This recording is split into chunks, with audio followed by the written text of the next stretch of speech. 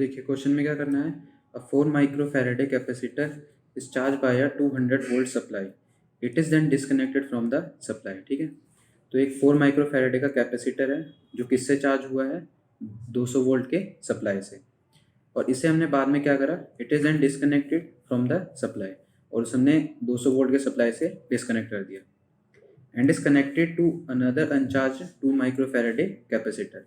और उस सप्लाई से डिस्कनेक्ट करने के बाद हमने क्या किया, उसे एक 2 माइक्रोफैराडे कैपेसिटर के साथ कनेक्ट कर दिया जो क्या है अभी अनचार्ज है। ठीक है, तो how much electrostatic energy of the first capacitor is lost in the form of heat and electromagnetic radiation. तो हमें ये बताना है कि कितनी एनर्जी फर्स्ट कैपेसिटर की, जो हमारा पहला 4 माइक्रोफैराडे का कैपेसिटर था, उसकी कितनी एनर्जी लॉस हो रही है, किसकी फॉर्म में, हीट और इलेक्ट्रोमैग्नेटिक रेडिएशन की फॉर्म में। ठीक है, तो देखिए हमें क्वेश्चन में क्या दिया गया है कि फर्स्ट कैपेसिटर है। ठीक है, तो फर्स्ट कैपेसिटर हम नाम दे देते हैं यहाँ पर,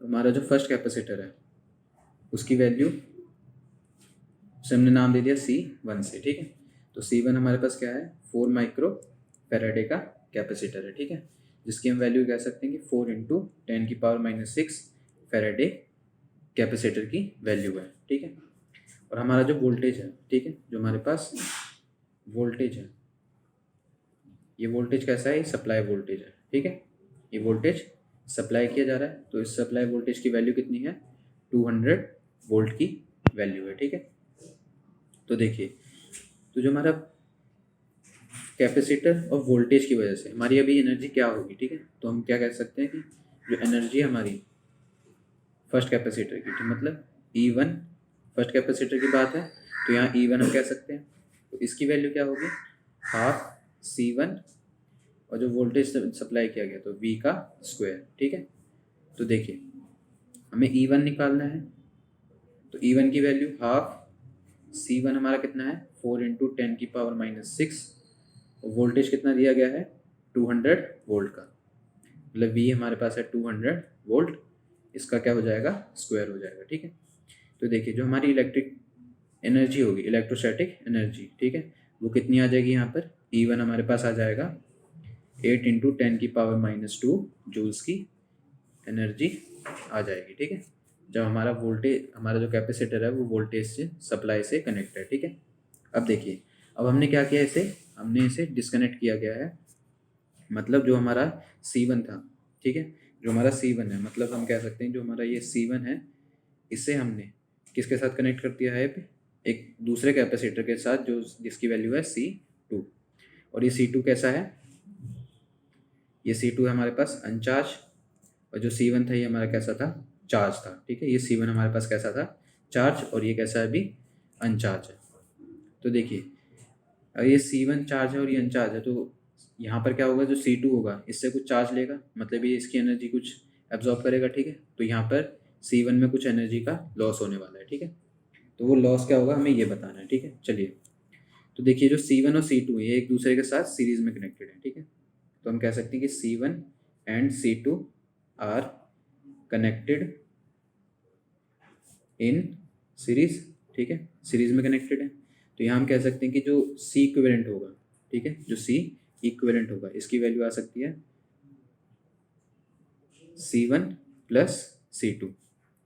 क्यों, ऐसा क्यों होता है, कि C1 and C2 are connected in parallel. ठीक है, एंड इन क्या है, पैरेलल है, कैसे है ये, पैरेलल में। ठीक है, तो यहाँ पे हमारा C इक्विवेलेंट क्या आ जाएगा, C1 और C2। चलिए, तो देखिए C1 हमारे पास क्या था वैल्यू, 4 माइक्रोफैराडे की, और C2 की वैल्यू हमारे पास क्या दी गई है, 2 माइक्रोफैराडे की। ठीक है, इसकी वैल्यू कितनी है, 2 माइक्रोफैराडे की वैल्यू है, तो जो हमारा C इक्विवेलेंट होगा वो कितना आ जाएगा, 6 माइक्रोफैराडे। ठीक है, ये हमारे पास क्या आ गया, C इक्विवेलेंट की वैल्यू आ गई। ठीक है, चलिए, तो हमें क्या बताना है कि हमारे पास कितनी एनर्जी यहाँ पर लॉस होगी। ठीक है, तो देखिए C इक्विवेलेंट हमें मिल चुका है, अब हमें बताना है कि यहाँ पर पोटेंशियल डिफरेंस क्या होगा। ठीक है, यहाँ पर पोटेंशियल डिफरेंस क्या होगा। ठीक है, तो देखिए तो जो टोटल पोटेंशियल डिफरेंस होगा, टोटल पोटेंशियल डिफरेंस इन दोनों कैपेसिटर के बीच में, ठीक है, वो क्या होगा, टोटल चार्ज, ठीक है, टोटल चार्ज और डिवाइडेड बाय टोटल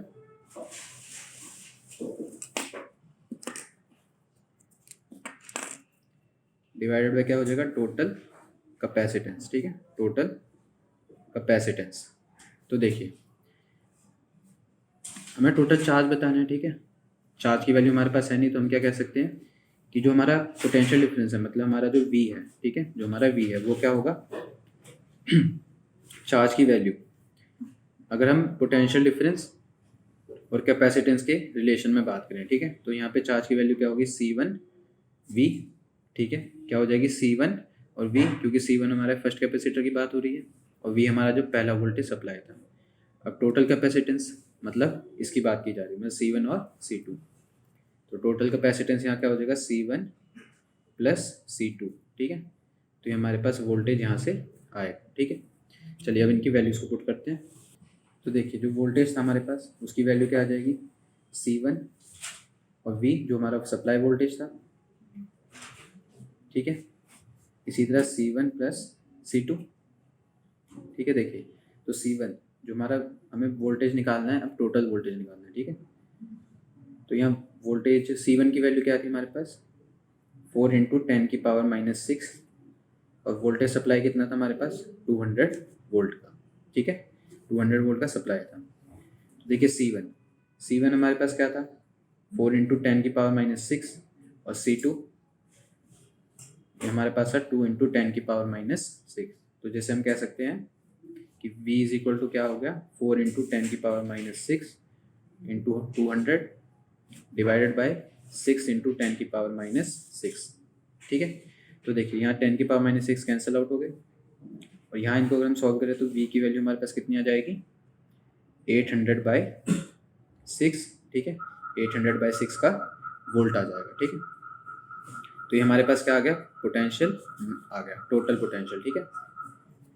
चलिए अब हमें क्या बताना है, हमें पोटेंशियल मिल गया, हमारे पास दोनों कैपेसिटेंस की वैल्यू भी है, तो हमें यहाँ क्या बताना है कि अब जो नई एनर्जी आएगी, ठीक है, मतलब हमारी न्यू एनर्जी जो E2 होगी, ठीक है, वो क्या होगी, ठीक है। तो हाफ C इक्विवेलेंट, क्योंकि अब हमने दोनों चार्ज का प्लस किया है, ठीक है, क्योंकि पैरेलल में थे, और जो हमारा नया वोल्टेज आया तो V, ठीक है, इस हम V को नाम दे देते हैं V' से, ठीक है, तो V' का क्या हो जाएगा यहाँ पर, स्क्वायर हो जाएगा, ठीक है।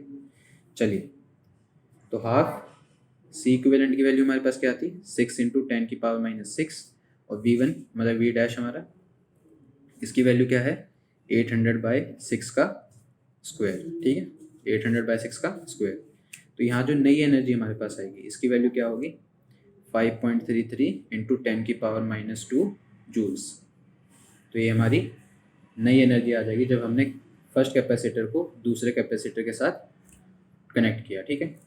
चलिए अब हमें क्या बताना है कि जो फर्स्ट कैपेसिटर था उसकी एनर्जी में कितना चेंज आया होगा, ठीक है, क्योंकि देखिए अब चेंज कितना है, 5.33 10⁻⁻², और फर्स्ट में क्या था, 8 × 10⁻²। तो देखिए तो यहाँ पर होगा चेंज कहें, यहाँ पर हम कह सकते हैं कि लॉस, ठीक है, इन एनर्जी, ठीक है, इन एनर्जी। तो एनर्जी में क्या लॉस हुआ होगा, तो यहाँ हम कह सकते हैं कि E1 - E2, तो जो फर्स्ट एनर्जी होगी उसमें से हम E2 को माइनस कर देंगे, तो हमारे पास जो न्यू एनर्जी आएगी, ठीक है, मतलब E = E1 की वैल्यू 8 × 10⁻², और यहाँ पे E2 की वैल्यू हमारे पास है 5.33 × 10⁻², ठीक है। तो देखिए यहाँ अगर इन्हें माइनस कर दे तो हमारे पास वैल्यू आ जाएगी 2.67 × 10⁻² जूल्स। तो ये हमारी कौन सी एनर्जी आ गई, जो एनर्जी हमने लॉस की है, ठीक है, ये एनर्जी कैसी है, लॉस वाली है, ठीक है, लॉस एनर्जी। तो ये हमारा आंसर है। इससे आसान सॉल्यूशन और कहीं नहीं।